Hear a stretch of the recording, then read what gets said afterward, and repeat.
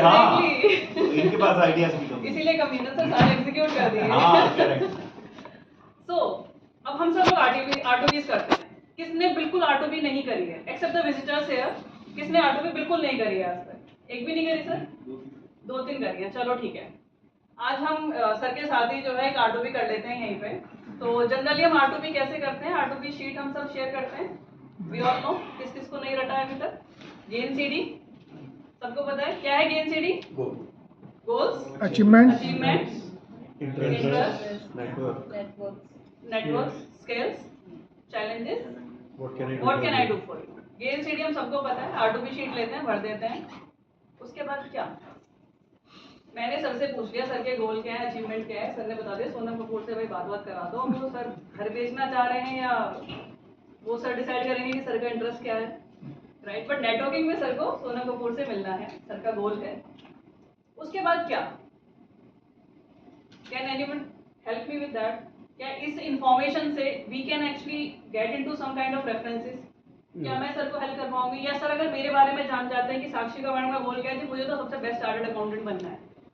In a place Noida, मेरी खुद item में जहाँ मेरी फर्म है वहाँ पे हंड्रेड्स ऑफ सीए हैं। प्रणव सर यहाँ पे बैठे हुए हैं। आई थिंक लियो काउंटी में सर आप रहते हैं, around 70-80 chartered accountants are there, around 110 C 100 chartered accountants. और मैं बोल रही हूँ नोएडा में मुझे सबसे बेस्ट सीए बनना है।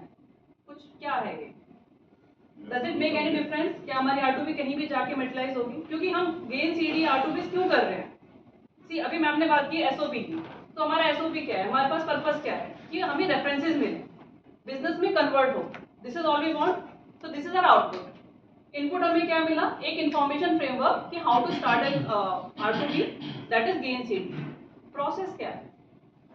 How you will make it happen कि वो यहाँ गेन सीडी से वो रेफरेंसेस में जाए, वो बिजनेस में कन्वर्ट हो। So that is the core of an R2B.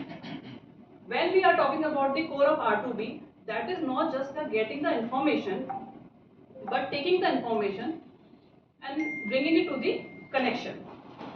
So core, first is curiosity.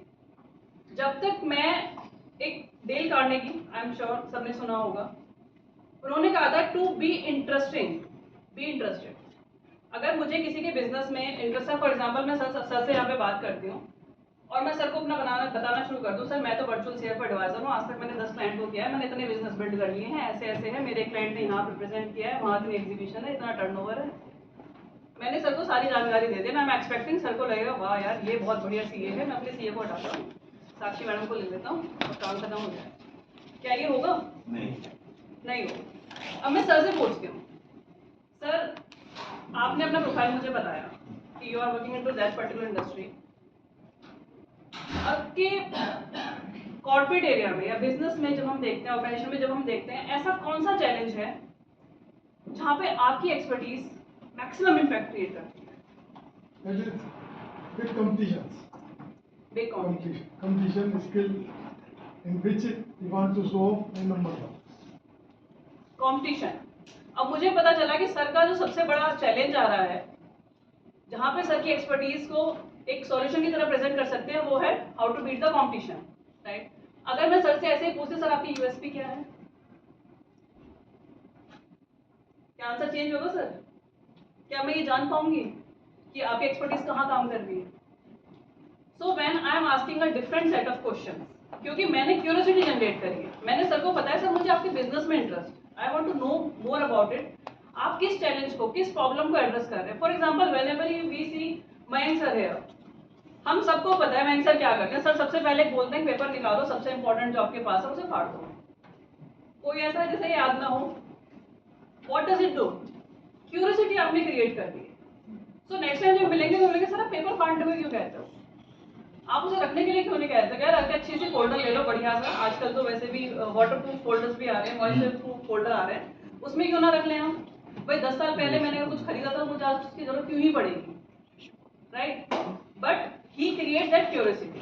So first comes the curiosity, ताकि आप ये एहसास कर सकें हम दूसरे के बिजनेस को अंडरस्टैंड करने के लिए कि उनका बिजनेस किस पर्टिकुलर चैलेंज को एड्रेस कर रहा है। Second comes the opportunity, finding about the opportunity. For example हर मतलब हम किसी भी प्रोफेशन, किसी बिजनेस को लेते हैं, उसमें मल्टीपल आपको एक्टर्स वहाँ पे मिल जाएंगे, but how I can connect with that particular opportunity for that particular person. For example, अगर मैंने किसी से पूछूं कि सर आप किस तरह के क्लाइंट्स को एड्रेस करते हैं, सो लाइक फॉर एग्जाम्पल मुझसे कोई पूछे तो मैं क्या बोलूँगी, MSME स्टार्टअप एडवाइजरी. मैंने अभी आज में भी बोला कि ठीक है भाई, would why sir MSME advisory, okay fine. India में पता है कितने MSME हैं? वो तो 60% है ना. Sir Pranav sir can actually watch for that. इतने सारे MSME से तो 60% सब साक्षी के पास आने वाले हैं. क्या जितने भी MSME बैठे हुए सब साक्षी के पास आने वाले हैं? नहीं. इसमें मैं दूसरा क्वेश्चन कोई मुझसे अगर ये आके पूछे कि ma'am which type of category of business or profession where your expertise best fit in, तो मेरा क्या आंसर हो जाएगा? Sir, those MSMEs who cannot actually at this point of time afford to have a full-fledged financial department in their office. जो अपने finance के साथ struggle कर रहे हैं, जिनका एक स्टेटस को आ चुका है, जो एक प्लेटू पे आ चुके हैं, जो ग्रोथ के लिए, एक्सपेंशन के लिए या फिर अपने आइडिया को एक्चुअलाइज करने के लिए स्ट्रगल कर रहे हैं, there I can help them. तो अब पहले तो मैंने अपने काम को यूएसपी को स्पेसिफिक किया. Now I specified my industry as well कि कहाँ पे कर सकते हैं. मैम की हमने स्लाइड देखी, मैम ने बहुत ही क्लियरली 3 बता दिया कि भाई देखो, this is where my expertise lies in, these are the organisation I am working with जहाँ मेरी एक्सपर्टीज फिट इन बैठती है. सो अपॉर्चुनिटी में एक होता है कि आप कहाँ कर रहे हैं. MSME advisory is a very generic term, but if I go into more depth, मैं अपने क्वेश्चंस को थोड़ा सा ट्विस्ट कर दूं, if I ask a twisted question, तो I will get to know कि आपकी एक्सपर्टीज कहाँ बेस्ट फिट इन होती है. Next comes the R reveal the real stories. हम सबकी अपनी स्टोरी है. सर ने अभी बोला 86 से बिजनेस स्टार्ट किया, 90s में किया. सर ने केमिस्ट्री में PhD करी है. We all have those stories with us. अगर मैं किसी से ऐसे पूछूं सर अपनी कहानी सुना दो, तो कॉन्वर्सेशन कहाँ जाएगी? बहुत लंबी जाएगी, है ना. गेन सिटी में भी हमारे पास अभी इंटरेस्ट का पता करो, स्किल्स का पता करो, तो स्किल्स ओवरनाइट तो आई नहीं है. Right from the beginning we are gaining and learning.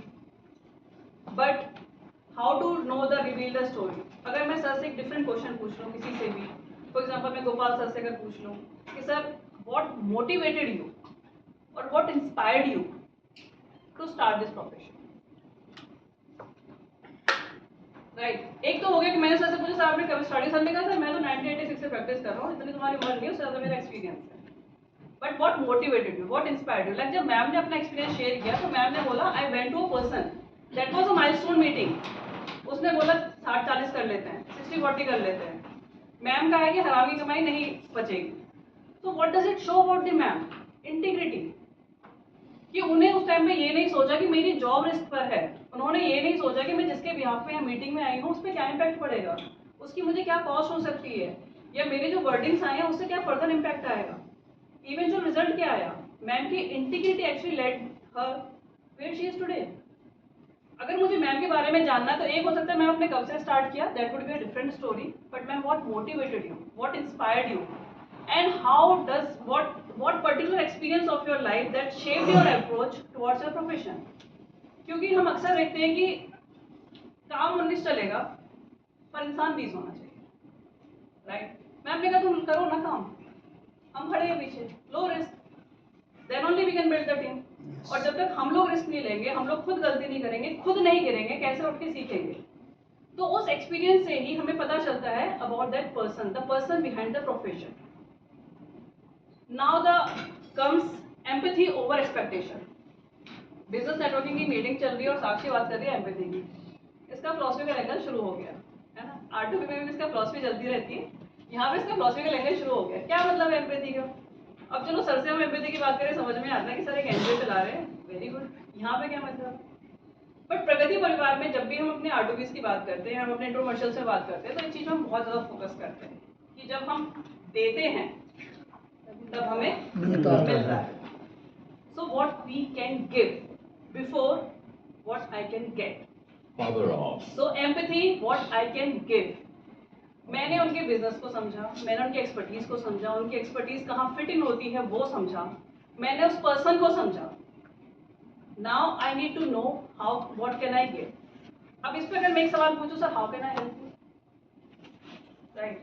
या मैं मैम से पूछ लेती हूँ, मैम बताओ मैं आपके लिए क्या कर सकती हूँ, तो मैम क्या बोलेंगे? मुझे एक काम करो, अपनी सोसाइटी में सबको बोलो मेरे यहीं से सामान खरीदें.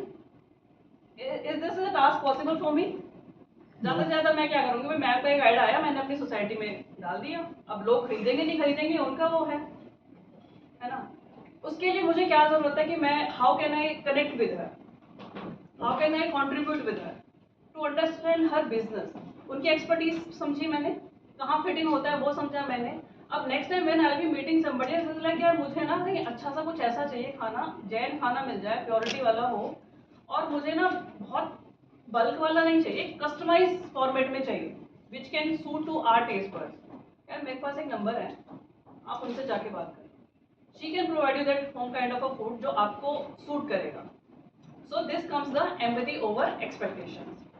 So gain CD is your input, references and business conversion is the output, and the core of R2B lies in the process, which is the core.